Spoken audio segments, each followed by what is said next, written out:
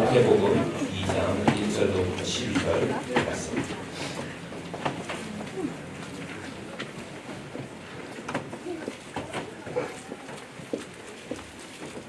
함께 하나님 말씀 답도록 읽도록 하겠습니다. 헤로다 때에 예수께서 유대 베들레헴에서 나시매 동방으로부터 박사들이 예루살렘에 이르러 나오되 유대인의 왕으로 나시기가 어디 계시냐 우리가 동방에서 그의 별을 보고 그에게 경배하러 왔노라 하니 헤롯 왕과 온 예루살렘이 듣고 소동한지라. 왕이 모든 대제사장과 백성의 서기관들을 모아 그리스도가 어디서 나겠느냐 물으니 이르되 유대 베들레헴이오니 이는 선지자로 이렇게 기록된 바 또 유대 땅 베들레헴아 너는 유대의 고을 중에서 가장 작지 아니하도다. 내게서 한 다스린 자가 나와서 내 백성 이스라엘의 목자가 되리라 하셨음이니라. 이에 헤롯이 가만히 박사들을 불러 별이 나타난 때를 자세히 묻고 베들레헴으로 보내며 이르되 가서 아기에 대하여 자세히 알아보고 사건은 내게 보하여 나도 가서 그에게 경배하게 하라. 박사들이 왕의 말을 듣고 갈새 동방에서 오던 그 별이 문득 앞서 인도하여 가다가 아기 있는 곳 위에 머물러 서 있는지라. 그들이 별을 보고 매우 크게 기뻐하고 기뻐하더라. 집에 들어가 아기와 그의 어머니 마리아가 함께 있는 것을 보고 엎드려 아기께 경배하고 보배함을 열어 황금과 유향과 물약을 예물로 드리니라. 그들은 꿈에 헤롯에게로 돌아가지 말라 지시하심을 받아 다른 길로 고국에 돌아가니라. 아멘. 자리에 서주시오. 성탄과 복음 네 번째, 왕과 목자로 오신 그리스도 라는 제목으로 하나님 말씀 준비하겠습니다.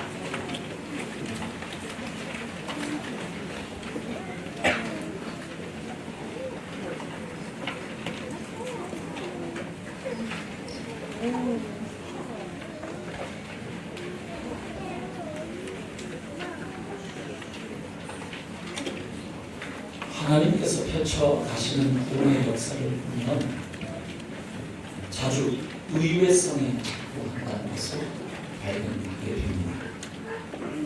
사람들의 일반적인 예상을 깨버리거나 뜻밖의 일이 벌어지는 경우가 많다는 이야기입니다. 가장 대표적인 것은 하나님께서 인간을 구원하시기에 저주와 수치와 패배의 상징인 십자가를 통해서 구원하셨다는 것이 가장 대표적인 것입니다. 오늘 본문에도 그와 비슷한 일이 일어나고 있음을 봅니다. 하나님의 아들이 다윗의 자손으로 이 세상에 나셨을 때 사람들이 그 일에 대하여 보인 반응을 보면 인간의 예상을 깨는 일들이 일어나고 있음을 봅니다. 자, 오늘 본문 이야기 잘 아시는 이야기입니다. 다윗의 자손으로 오신 그리스도께서 유대 베들레헴에서 나셨을 때에 동방으로부터 박사들이 그 먼 길을 찾아와서 아기 예수께 경배한 그 사건을 소개하고 있습니다. 아마도 이 사람들은 동방에서 왔다고 하니까 성경에서 동방할 때 가리키는 장소들이 있거든요. 그래서 페르시아나 바벨론에서 자연이나 또 별을 연구하는 점성학자들이었던 것으로 추측이 됩니다. 그래서 그들이 유대인의 왕으로 나신 아기 예수께 경배하기 위해서 유대인의 수도이자 또 이스라엘의 정치, 종교, 경제, 문화의 중심지라고 할 수 있는 예루살렘에 찾아왔던 그 일을 소개하고 있습니다. 놀라운 일이죠. 이스라엘 사람도 아닌 이방인들이 그것도 1000km를 훨씬 넘는 그 먼 길을 찾아와서 아기 예수께 경배했다는 것. 놀라운 일입니다. 더 놀라운 것은 이렇게 이방인들이 아기 예수께 찾아와서 경배를 했는데 그들이 아기 예수가 태어났다는 것을 알고 찾아올 때까지, 그 먼 길을 찾아올 때까지 정작 예루살렘에 있는 사람들은 그 사실을 까맣게 모르고 있었다는 사실입니다. 아무튼 동방의 박사들이 예루살렘에 방문했을 때 예루살렘에는 한바탕 소동이 벌어집니다. 2장 3절에 보면 이렇게 기록되어 있죠. 헤롯 왕과 온 예루살렘이 듣고 소동한지라. 한바탕 난리가 난 겁니다. 발칵 뒤집혔어요. 왜죠? 뭘 듣고 소동했다고 되어 있죠. 뭘 들었습니까? 바로 앞에 2절 내용이죠. 동방 박사들이 당연히 유대인의 왕으로 나신 아기니까 어디에 있다고 생각하고 왔습니까? 예루살렘에 있다고 생각하고 왔죠. 그리고 물었잖아요. 뭐라고 물었습니까? 유대인의 왕으로 나신 이가 어디 계시냐? 우리가 동방에서 그의 별을 보고 그에게 경배하러 왔노라 하니.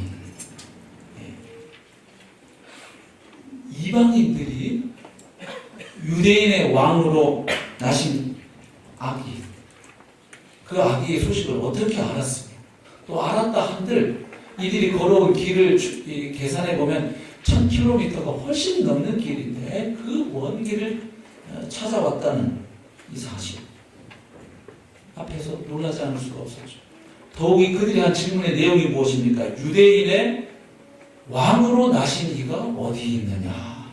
자, 지금 이스라엘을 다스리고 통치하는 왕이 누구입니까? 헤롯 왕입니다. 지금 멀쩡하게 왕이 살아서 통치하고 있는데 지금 유대인의 왕으로 나신 아기가 어디 있느냐 이렇게 물으니까 발칵 뒤집힐만 하죠.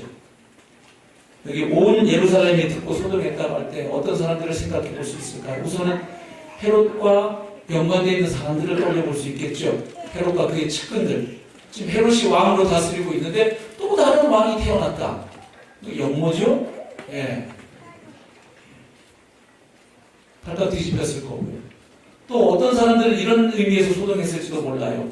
헤롯 왕은 아주 잔인한 인물이었습니다. 아주 폭정을 일삼았던 왕이에요.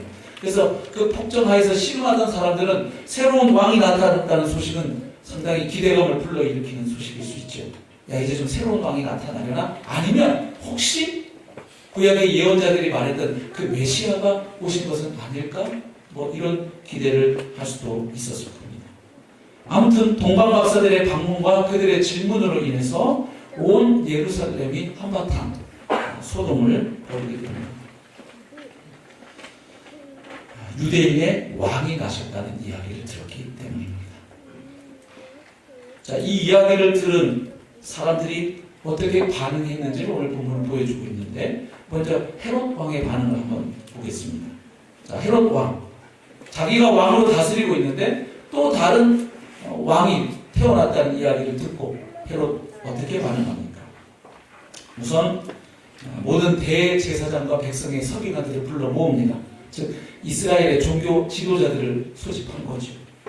그리고 그들에게 묻습니다. 어떻게 묻습니까? 그리스도가 어디서 나겠느냐. 동방의 박사들은 유대인의 왕으로 나신 분이 어디 계시냐 이렇게 물었는데 헤롯은 다시 그것을 어떻게 표현합니까? 그리스도가 어디서 나겠느냐. 알아들은 거예요. 아, 저 사람들이 메시아를 찾아서 경배하러 왔구나.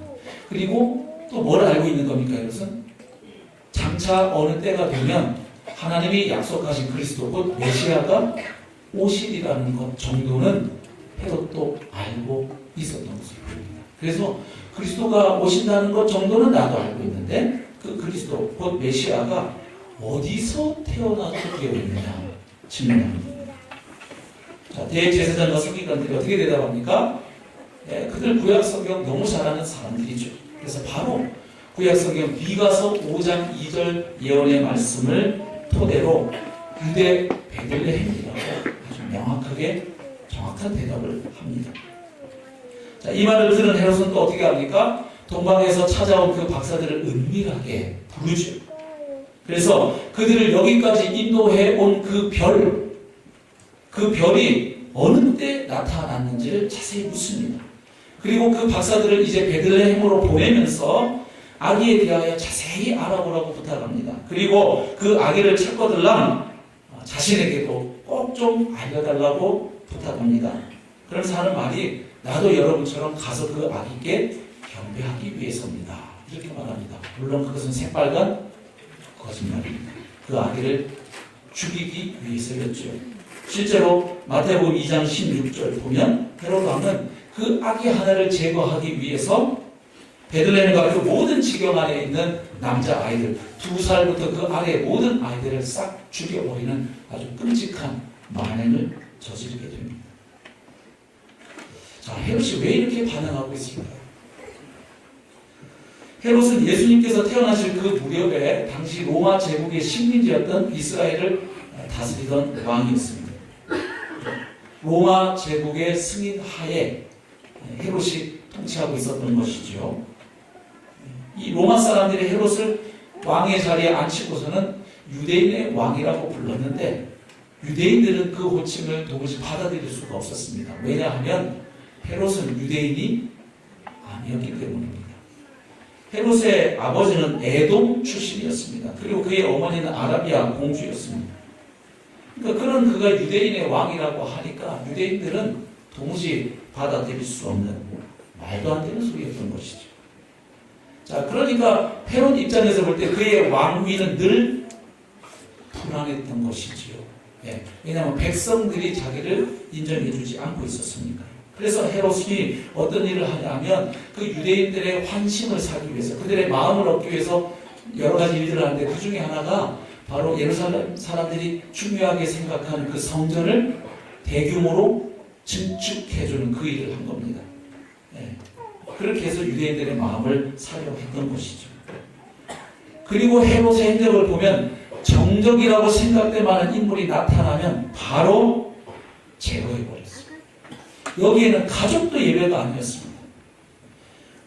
이 헤롯이 유대인들의 마음을 얻으려고 하스몬 왕가의 딸이었던 마리암네와 결혼을 했는데 그의 아내 마리암네를 숙청해버립니다. 예.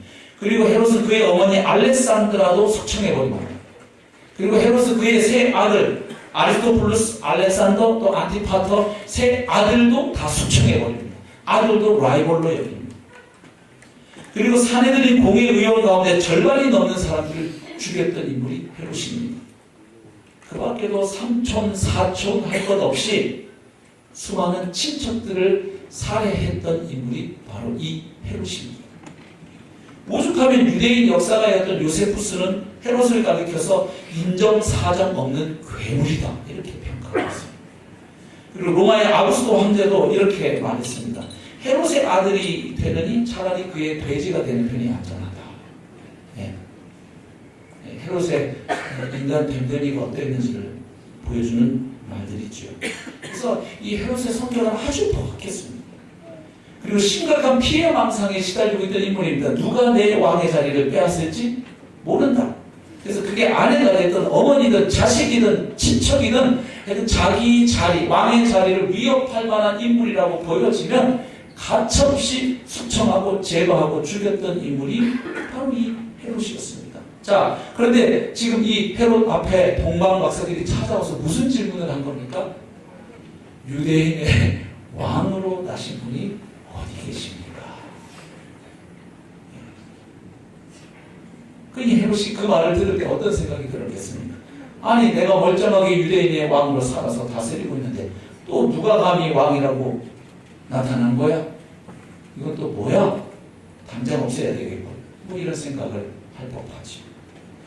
자, 헤롯은 이렇게 반응했다면 이스라엘의 종교 지도자들이었던 대제사장과 서기관들은 또 어떻게 반응했을까요? 우선 그들은 헤롯 왕의 부름을 받고 가서 헤롯의 질문에 정확한 대답을 주죠. 미가서 5장 2절 말씀을 인용하면서 메시아는 다른 곳이 아니라 바로 다윗의 고향인 유대 땅 베들레헴에서 태어나시도록 예언되어 있다고 정확하게 답변해 주었습니다. 그런데 그들 중에 그 누구도 정말로 이번에 태어난 아기가 베들레헴에서 태어났다고 하는 그 아기가 혹시 메시아일까 확인하려고 찾아가 본 사람이 없습니다.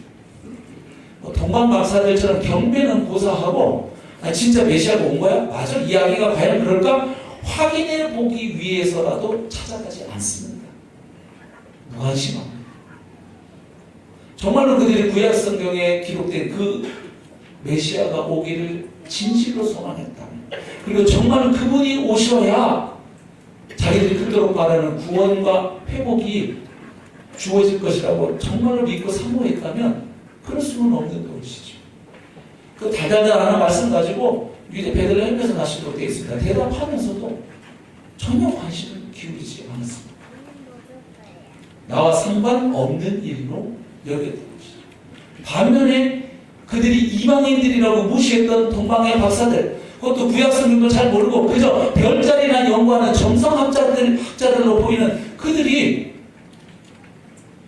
경배하러 여기까지 왔는데 이 사람들은 움직이지 않습니다. 그리고 이 사람들은 헤롯이 나중에 2살 이하의 남자아이들을 싹 죽이도록 명령했을 때 암묵적으로 거기에 다 동의합니다. 그리고 좀 더 시간이 흐르면 예수님을 십자가에 못 박아 죽이는 일에 앞장섰고 백성들을 선동했던 인물들이 바로 이들이었습니다. 놀라운 것은 이들이 구약 성경을 누구보다도 잘 알고 있었던 사람들이라는 사실.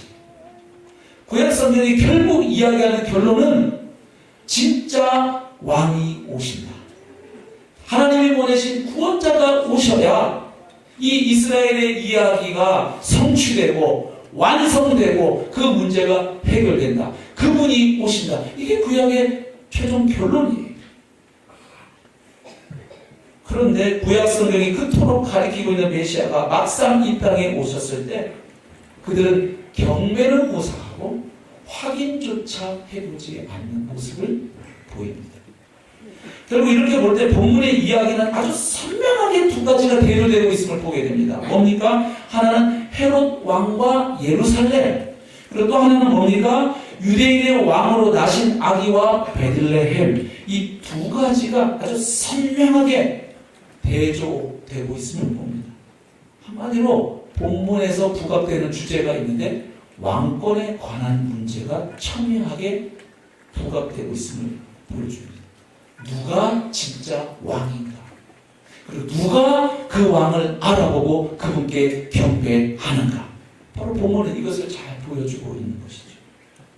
그래서 특이한 것은 애굽이나 바벨론 혹은 페르시아가 아니라 오히려 예루살렘이 유대인의 왕으로 오신 그분과 매우 어색하고 불편한 관계에 놓인다는 사실, 거리를 두고 있습니다.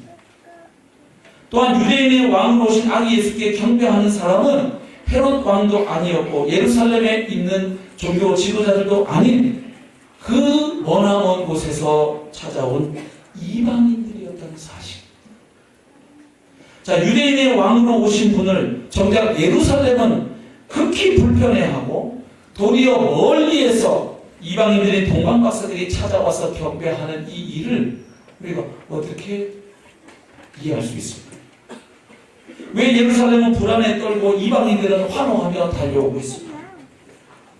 인간의 눈으로 보기에 아주 의외인 이 일이 사실은 하나님께서 이미 하나님의 사람들을 통해서 예고해 놓으셨던 일입니다.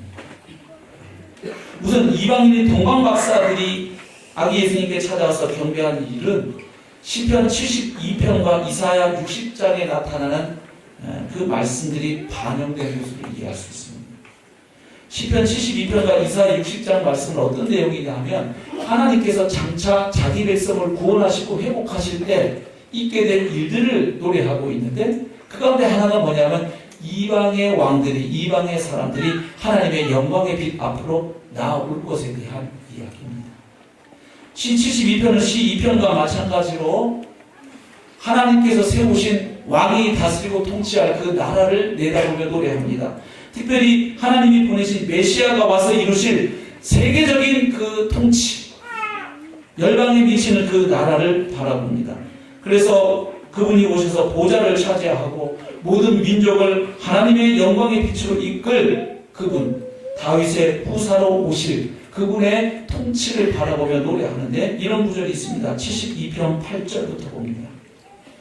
그가 바다에서부터 바다까지와 강에서부터 땅끝까지 다스리리니, 즉 하나님이 보내신 한 왕이 다스릴 것을 이야기합니다.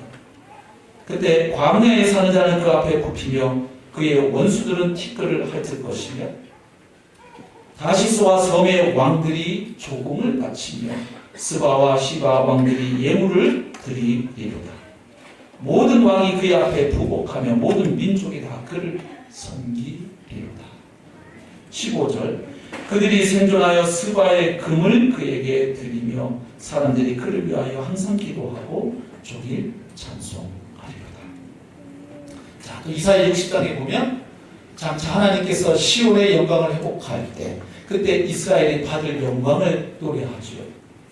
일어나라 빛을 발하라 이는 내 빛이 이르렀고 여호와의 영광이 너희 위에 임하였으니 하나님의 영광이 그곳에 임할 것을 노래합니다. 보라 어둠이 땅을 덮을 것이며 캄캄함이 만민을 가리려니와 오직 여호와께서 내 위에 임하실 것이며 그의 영광이 내 위에 나타나리니 나라들은 내 빛으로 왕들은 비치는 내 광명으로 나오리라.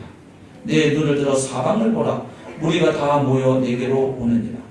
내 아들들은 먼 곳에서 오겠고 내 딸들은 안기어 올 것이라. 그때 네가 보고 기쁜 빛을 내며 내 마음이 놀라고 또 화창하리니 이는 바다의 부가 내게로 돌아오며 이방 나라들의 재물이 내게로 오리라. 허다한 낙타 미디안과 에바의 어린 낙타가 내 가운데에 가득할 것이며 스바 사람들은 다 금과 유향을 가지고 와서 여호와의 찬송을 전파할 것이며. 그래서 이 말씀은 1차적으로는 포로로 끌려간 이스라엘 백성들이 다시 본토로 돌아와 회복될 그 영광을 보고 궁극적으로는 메시아를 통해 회복될 영광 그리고 그 구원의 때에 있게 된 일들을 바라보며 노래하고 있습니다. 자, 한편 예루살렘의 지도자들이 유대인의 왕으로 나신 아기 예수로 인하여 그렇게 불안에 떨고 혼동하는 이유는 무엇일까요? 마태복음 2장 6절 오늘 본문 6절에서 그 단서를 발견하게 됩니다. 자, 헤롯이 대제사장과 서기관들을 불러서 메시아가 그리스도가 어디서 나신으로 되어 있느냐 물었을 때 그들이 미가서 5장 2절을 인용하며 대답했지요. 거기서 그들이 말하는 메시아는 어떤 분입니까? 6절 말씀 보면 한 다스리는 자가 나와서 다스리는 분입니다. 왕으로 오시는 분입니다. 그런데 그분의 다스림의 성격이 어떤지를 보여줍니다.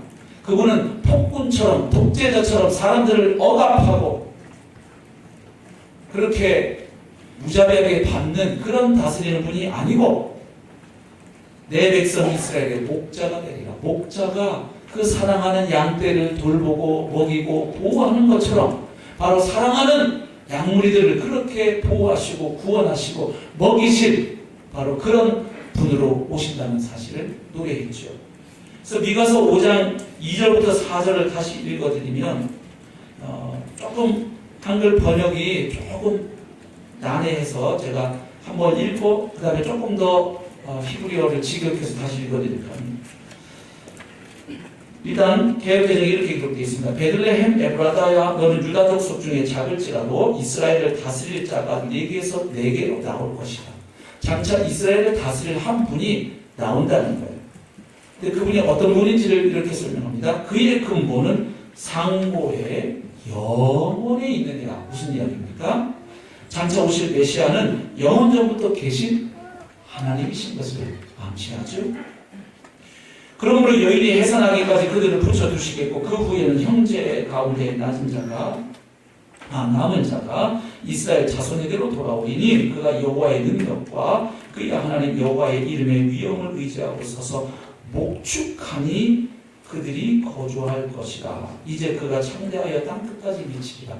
여기 뭐 목축한다 그러니까 그분이 오셔서 목축업을 하시나 이렇게 볼 수 있는데 이런 뜻입니다. 다시 번역해 보면 그가 여호와께서 주신 능력으로 자기 하나님 여호와의 이름이 지닌 그 위엄으로 일어나서 자기 양떼를 먹일 것이다. 그러면 그의 위대함이 땅끝까지 미칠 것이므로 그들은 평안히 살아갈 수 있게 될 것이다. 이런 뜻이에요. 그러니까 지금 미가 선지자는 장차 하나님이 보내실 메시아, 그의 근본이 상고에 영원부터 계시던 그분이 오시는데 그분이 오셔서 자기 백성을 먹이실 것이다. 목자처럼. 근데 미가는 조금 간접적인 언어로 했죠. 그의 근본이 영혼에 계시다. 근데 에스겔 선지자는 아예 좀 더 분명하게 콕 찍어서 장차 이스라엘에게 찾아오실 목자는 다른 분이 아니라 바로 하나님 자신이시다. 그렇게 찍어서 얘기를 합니다. 그게 에스겔서 34장에 나와 있습니다. 에스겔서 34장은 장차 하나님께서 이스라엘 백성들을 회복하실 것을 바라보며 이야기하는 내용입니다. 그 앞에 33장에서는 영적인 파수꾼으로 에스겔이 임명돼서 하나님의 말씀을 그들에게 전했지만 회개치 않고 계속 범죄합니다. 백성들이. 그래서 하나님의 준엄한 심판 받을 것을 이야기하고 34장 가면 이제 회복에 대해서 말을 하는데 먼저는 그 얘기를 해요. 이스라엘이 왜 멸망할 수밖에 없었느냐? 그 이유 가운데 하나가 그들 가운데 참된 목자가 없었기 때문인 것을 지적하고 그리고 장차 하나님이 친히 참된 목자가 되어 오셔서 그들을 회복하시고 구원하실 것을 이야기합니다. 한번 몇 구절 읽어보겠습니다. 에스겔서 34장 1절 여호와의 말씀이 내게 임하여 이르시되 인자야 너는 이스라엘 목자들에게 예언하라. 여기 목자들은 들에서 양을 치는 목동들을 가리키는 게 아니고 이스라엘의 지도자들을 일컫는 표현입니다. 통치자들을 비롯해서 이스라엘의 지도자 그룹들을 의미합니다. 그들 곧 목자들에게 예언하여 이르기를 주 여호와께서 이같이 말씀하시되 자기만 먹는 이스라엘 목자들은 화 있을진저 목자들이 양떼를 먹이는 것이 마땅하지 아니하냐. 무슨 이야기입니까? 목자가 할 일은 양떼를 먹이는 겁니다. 돌보는 거예요. 그런데 이스라엘의 목자들은 양떼를 먹이지 않고 누구만 먹었다? 자기들만 먹었다. 말하자면 목자가 아니었다는 이야기죠. 양떼를 안 먹이는 정도가 아니라 더 고약한 징도 짚어했어요. 3절 너희가 살진 양을 잡아 그 기름을 먹으면 양을 먹이라고 세워놨더니 양을 잡아 먹었어요. 그 털을 입되 양떼는 먹이지 아니하는 거다. 너희가 그 연약한 자를 강하게 아니하며 병든 자를 고치지 아니하며 상한 자를 싸매주지 아니하며 쫓기는 자를 돌아오게 하지 아니하며 잃어버린 자를 찾지 아니하고 다만 포악으로 그것들을 다스릴 거다.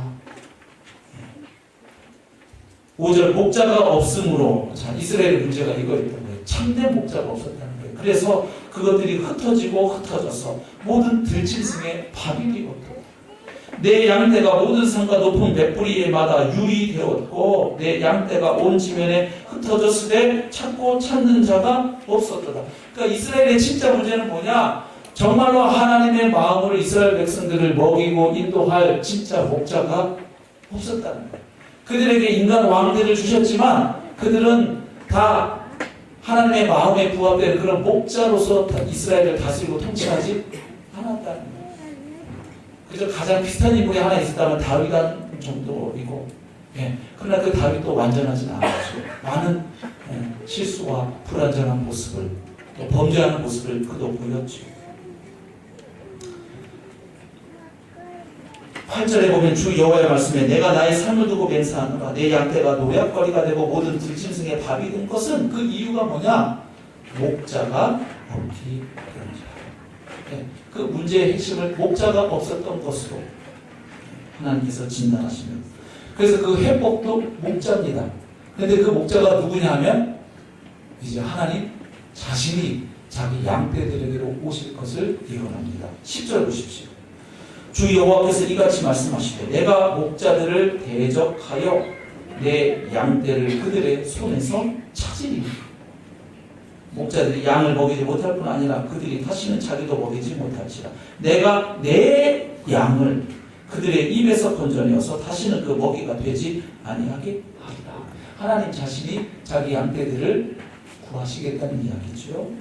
11절 주 여호와께서 이같이 말씀하셨느니라. 나 곧 내가 내 양을 찾고 찾되.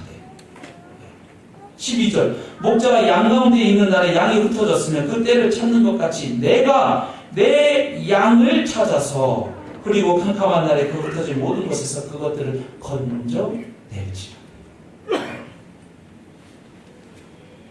15절 내가 친히 내 양의 목자가 되어 그것들을 누워있게 할지라. 예. 그래서 하나님 자신이 목자가 되어 찾아오시겠다는 약속입니다. 그런데 그 하나님께서 목자가 되어 찾아오시는 일이 어떻게 이루어지느냐면 23절, 24절을 보십시오. 내가 한 목자를 그들 위에 세워 먹이게 하리니 그는 내 종 다윗이다. 그러니까 다윗과 같은 왕으로 오셔서 이스라엘 백성들을 먹이고 보호하시고 다시 살리실 목자 한 분을 보내시겠다는 거예요. 문자적으로 다윗 왕이 다시 온다는 게 아니라 바로 그 다윗처럼 다윗이 어디까지나 모형이었다는 거예요. 그래서 진짜 다윗으로 오시는. 네. 그래서 정말 자기 백성을 구원하고 회복시킬 목자 하나를 하나님이 보내신다는 거예요. 그러면 그분이 오셔서 그가 그들을 먹이고 그들의 목자가 될지. 그렇게 되면 이런 일이 일어나죠. 24절 나 여호와는 그들의 하나님이 되고 내 종 다윗은 그들 중에 왕이 되리라. 나 여호와의 말입니다. 그러니까 마태복음 1장에서 보여주는 예수님은 하나님의 아들이 다윗의 씨, 다윗의 아들, 다윗의 후손으로 혈통으로 오신 메시아예요. 그리고 2장에서 보여주는 예수님은 그 다윗의 자손으로 오신 예수님은 단순히 그냥 다윗의 씨, 다윗의 아들, 다윗의 혈통으로 오셨을 뿐만 아니라 종말에 오리라고 약속되어 있는 다윗과 같이 왕으로 와서 정말로 자기 백성 이스라엘을 구원하고 먹이실 목자로 오실 바로 그 메시아라는 것을 2장이 보여주는 거죠. 자, 그런데 그러면 그 목자가 왔는데 왜 이스라엘의 지도자들이 아기 예수님을 대적합니까? 이것 또한 하나님이 이미 예고해 놓으신 거예요. 그 목자가 오실 때는 어떤 일이 일어나느냐? 그 양떼를 찾으시고 구원하시는 일이 일어나는 반면에 거짓 목자들에 대한 하나님의 심판도 동시에 진행됩니다. 자, 그 에스겔 34장 다시 말씀 보겠는데 20절을 보십시오.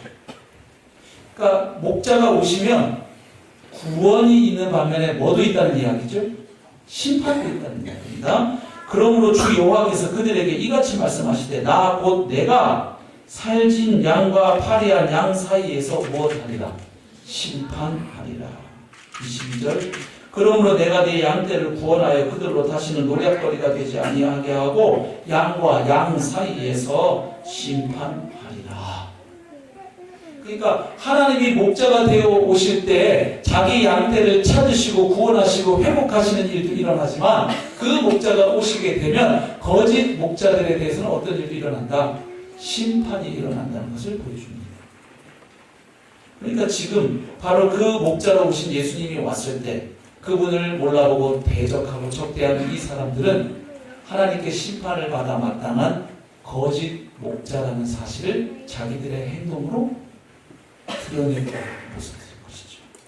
하나님께 심판을 받아 마땅한 사람들이 자기들의 행위로 지금 나타내고 있는 바로 그런 점입니다. 실제로 많은 통치자들이 하나님께서 세우신 통치자가 올 때, 왕이 올 때 그분을 거역할 것을 시편 2편이 노래한 바 있죠. 시 2편을 한번 보실까요? 2절 세상의 군왕들이 나서며 관원들이 서로 꾀하여 여호와와 그의 기름 부음 받은 자를 대적하며. 그러니까 세상의 권력자들이 통치자들이 하나님께서 그의 기름 부음 받은 자를 왕을 보내실 때 하나님도 대적하고 하나님이 기름 부어서 세워 보낸 그분을 대적할 것을 이야기합니다.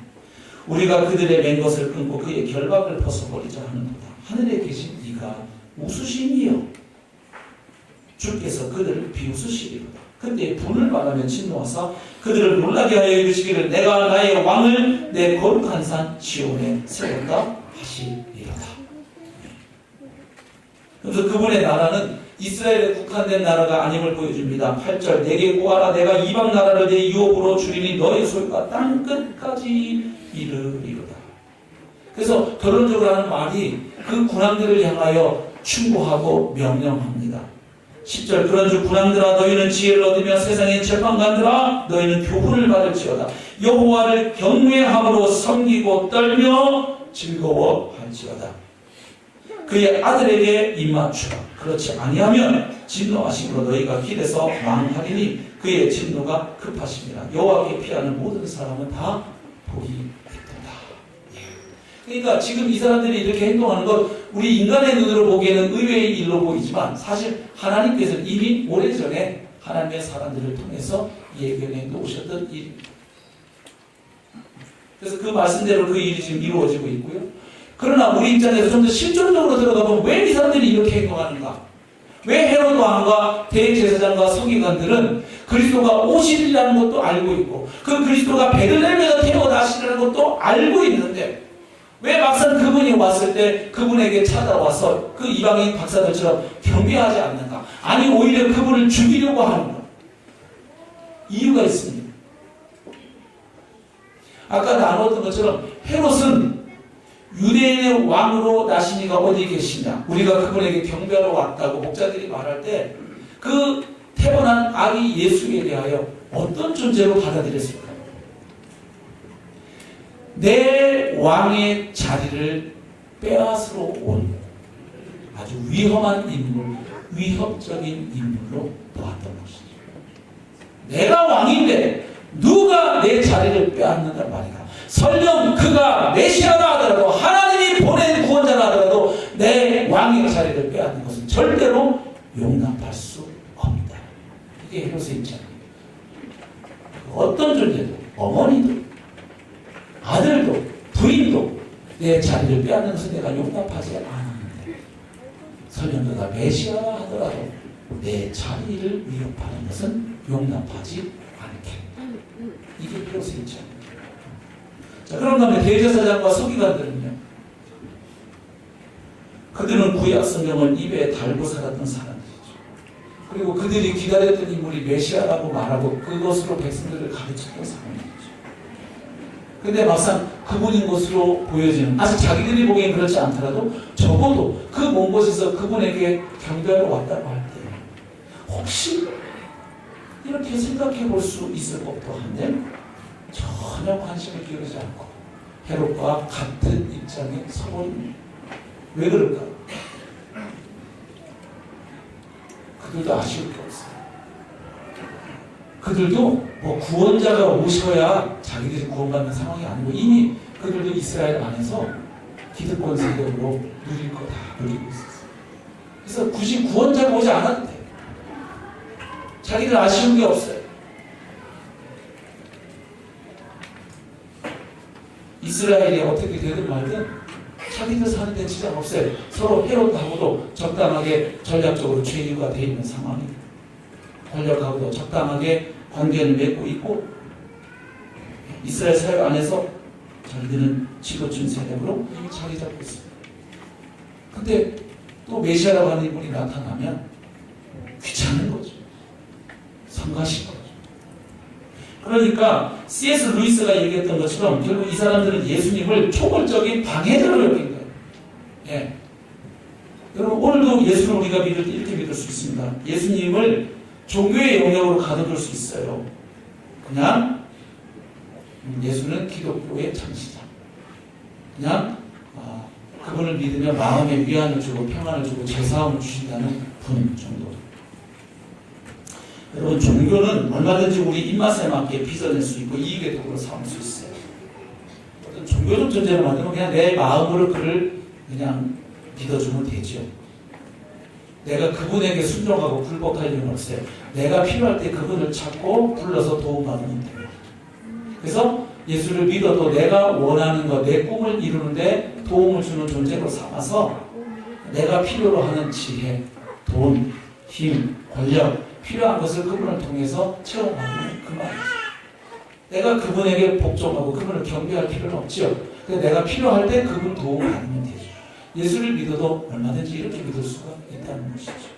오늘 본문이 말해주는 예수님은 그렇게 두루뭉실한 신적 존재가 아니라는 거예요. 종교의 영역에 가둬둘 수 있는 분이 아니라 성경이 말하는 예수님은 과거에 가둬둘 수 없고 미래에 가둬둘 수 없는 분, 즉 오늘 우리에게 현재 반응을 요구하시는 왕이고 목자시다. 근데 그것이 복음인 이유는 뭐냐? 그분이 선하신 왕이고 선하신 목자라. 그래서 그분이 나보다 나를 더 잘하신다는 거예요. 왜? 나를 지으신 분이니까. 그리고 내가 무엇 때문에 고통을 겪고 있는지를 아시고 그 상황에서 나를 건지고 구원하셔서 다시금 참된 하나님의 양으로 회복하기에 오신 바로 그 목자이시라는 말씀이죠. 그래서 그것을 복음으로 선포합니다. 바로 그 약속된 그 선한 목자, 자기 양떼를 다시금 되찾고 그들을 먹이고 인도하고 보호하시고 복주시고 함께 하신 그 선한 목자가 드디어 이 땅에 찾아오셨다. 이 마태복음이 전하는 복음인 거예요. 근데 이 복음이 헤롯 왕이 대제사장과 서기관들에게는 복음이 아니었던 것입니다. 왜요? 내가 계속해서 내 왕의 자리에 있으려고 하는 자에게는 왕이 오셨다는 이야기, 목자가 오셨다는 이야기 절대 복음일 수 없습니다. 그리고 내가 목자를 필요로 하지 않는다고 생각해요. 나는 내 입으로 얼마든지 내 인생 보람있게 살 수 있고 행복하게 보란듯이 살 수 있다고 믿는 사람에게 목자 필요 없어요. 내가 내 인생 책임지면 되는데 뭘 누가 와서 내 인생을 돕고 뭐고 한단 말입니다. 그런 사람에게 목자가 왔다는 이야기 기쁜 소식 아니고 괜히 내 인생을 귀찮게 하고 참견할 뭐 하나 존재가 왔다는 이야기가 될 수 있어요. 그런 사람에게 예수님의 탄생은 기쁜 소식이 아닙니다. 아니면 아예 구원자에 대해서 관심이 없는 사람에게 왕이 오셨다는 거, 목자가 오셨다는 건 별로 나에게 중요한 소식이 아니에요. 오거든 오거나 말거나 나하고 관계없는 이야기일 수 있다는 거죠. 그럼 어떤 자에게 예수님의 오심이 그리고 그분이 왕이고 목자로 오셨다는 사실이 복음이 됩니까? 나라고 하는 인간은 하나님의 은혜와 도움이 아니면 절대로 이 죄의 세력에서 이 심판으로 하나님의 진노의 심판에서 이 사망의 세력에서 구원받을 길이 없는 존재적 죄인이고 가망 없는 자를 깨닫는 삶. 그런데 감사하게도 하나님은 그런 우리를 그냥 버려두지 아니하시고 자기가 정한 구원자를 보내셔서 우리 인생들을 구원하기로 약속하신 분이고 그 약속을 지키셔서 역사 가운데 자기 아들을 보내셨다는 것을 깨달아 아는 사람, 믿는 사람, 그 사람에게 예수님의 탄생은 그야말로 복된 소식입니다. 왜요? 그분이 오셨으니까. 나를 사랑하는 분이 오셨습니다. 나를 위해서 자기 몸을 제물로, 자기 피를 제물로 쏟으신 그분이 바로 하나님의 아들이십니다.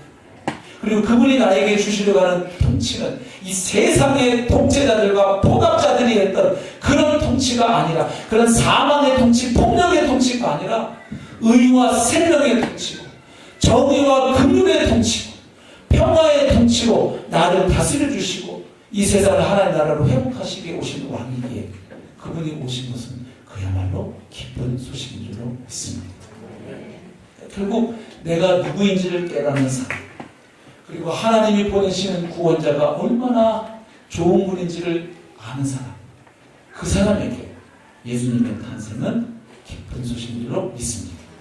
2000년 전 예수님 오셨을 때 사람들의 반응이 이렇게 갈라졌던 것처럼 예수님의 등장 앞에서 인간들이 자신의 실체를 드러내었던 것처럼 이제 약속하신 주님이 다시 오실 때 그와 비슷한 일이 또 일어날 것입니다.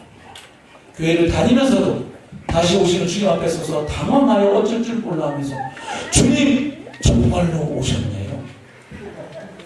아니 주님 이렇게 빨리 오셨어요. 적어도 제가 장가가고 시집가는 뒤에 오실 줄 알았는데 적어도 제가 사장이 된 다음에 오실 줄 알았는데 남북통일 된 다음에 올 줄 알았는데 제가 손주 손녀를 본 다음에 오실 줄 알았는데 왜 이래 어쩌자고 이렇게 빨리 오셨어요. 이럴 분도 있을 거고 주님 앞에서 우리 살아온 날들에 대해서 개수해야 되죠. 사람들은 속일지 몰라도 교회에서는 내가 믿음 좋은 사람인지 몰라 보였을지 몰라도 하나님은 우리의 내면을 다 아시잖아요. 우리가 하나님을 정말로 어떻게 믿고 섬겼는지 내게 주신 물질을 가지고 어떻게 헌금 생활했는지 어떻게 몸을 가지고 교회를 섬겼는지 내게 주신 의사를 가지고 교회를 세우면서 어떻게 했는지 그리고 내게 맡겨주신 사람들을 정말로 내 사람이 아니라 주님의 사람으로 만들기 위해서 노력했는지 그 사람들을 내 사람으로 만들기 위해서 내가 열심히 필요했는지 주님은 아실 거 아니에요. 내가 주님 하지만 주님이 내 인생에 간섭하시려면 주님 왜 이러세요? 이러지 마세요. 이러시면 너무 괴로워요. 주님 지금 나타나실 때가 아니에요. 좀 계세요. 제가 찾을 때 그때 오세요. 우리가 얼마나 자주 했어요. 그래서 우리가 하는 기도에 모습이 많잖아요. 주여 그리 마옵소서. 주여 불러놓고 그리 마옵소서 이렇게 하셔야 됩니다. 그럼 누가 주예요? 내가 주잖아요. 네, 근데 여러분들은 이런 기도를 별로 안 하셨군요. 네, 웃으시네요. 죄송합니다. 저는 이런 기도 한 적이 꽤 돼요. 주님이 왜 이러세요? 왜 이러세요? 저한테 왜 이러세요? 이런 일이 일어나면 왜 교회에 이런 일이. 여러분, 우리가 주님을 주님 대접하는 게 그렇게 말처럼 쉬운 일이 아니에요. 얼마나 자주 우리가 주님을 부려먹어야 하는지 몰라요.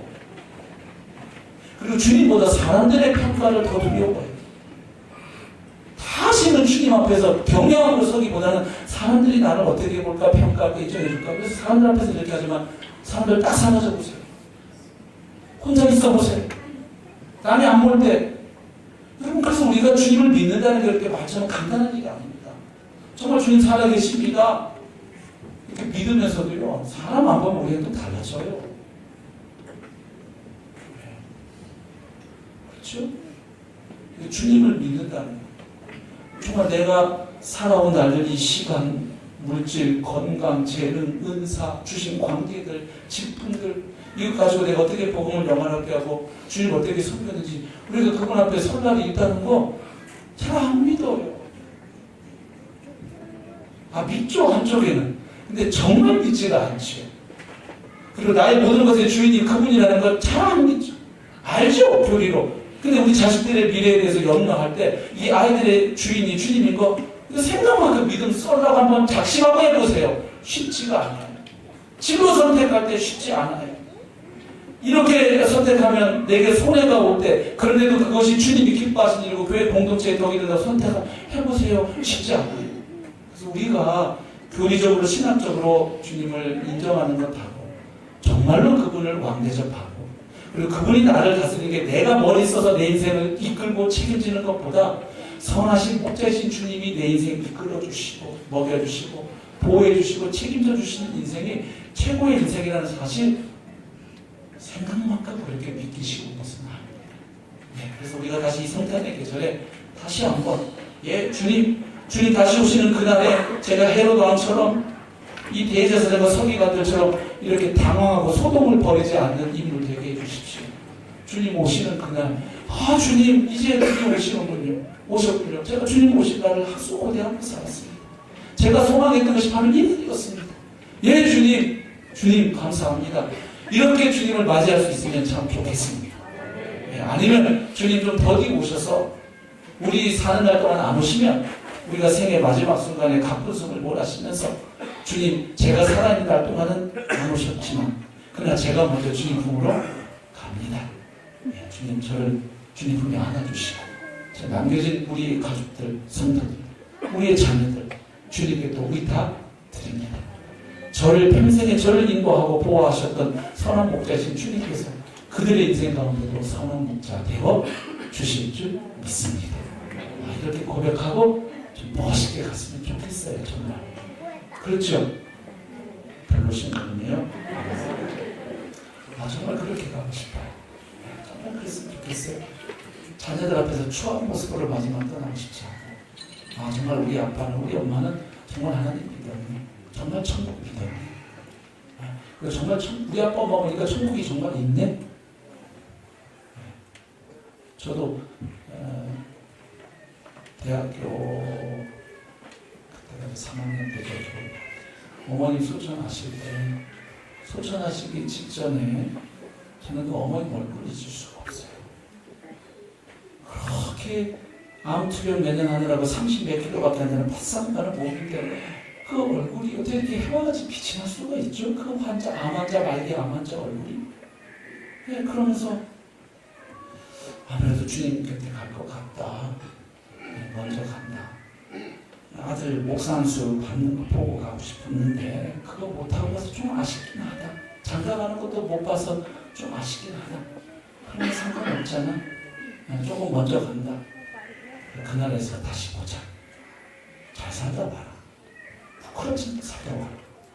이렇게 말씀하시고 그 말씀 듣고 잠깐 방에 들어가서 눈 좀 붙이려고 하는데 그 사이에 소천하시더라고요. 그래서 제 마음에 다른 건 모르겠는데 그때 마지막 가시는 어머님을 보니까 저거 정말 있구만.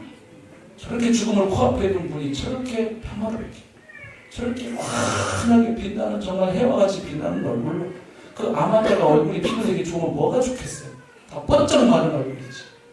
그런데도 이렇게 빛나는 얼굴로 전혀 통역 없이 먼저 간다. 잠시 후에 거기서 또 보자. 참 제 마음에 큰 은혜였어요. 그래서 저도 떠나는 날, 만약에 객지에서 사고를 죽지만 않는다면, 만약 마지막 순간에 자식들이 옆에 있다면 그렇게 동일한 이야기를 해주고 주님 품에 안기고 싶어요. 여러분들도 그러시죠? 그래서 우리가 다시 한번 그렇게 하려면 오늘 이곳에서 우리가 예수님이 나의 목자, 나의 왕 되심을 다시 한번 고백하고 그분에게 재헌신하고 그분에게 우리의 인생을, 우리 자녀들의 인생을, 우리 목장의 미래를, 우리 교회의 미래를, 대한민국의 미래를, 아니 온 세상의 운명을 다시 한번 그분께 맡겨드리고 신뢰하고 살아가는 저와 여러분 되시기를 주님의 이름으로 축복합니다. 그분께 경배의 노래를 불러드립니다.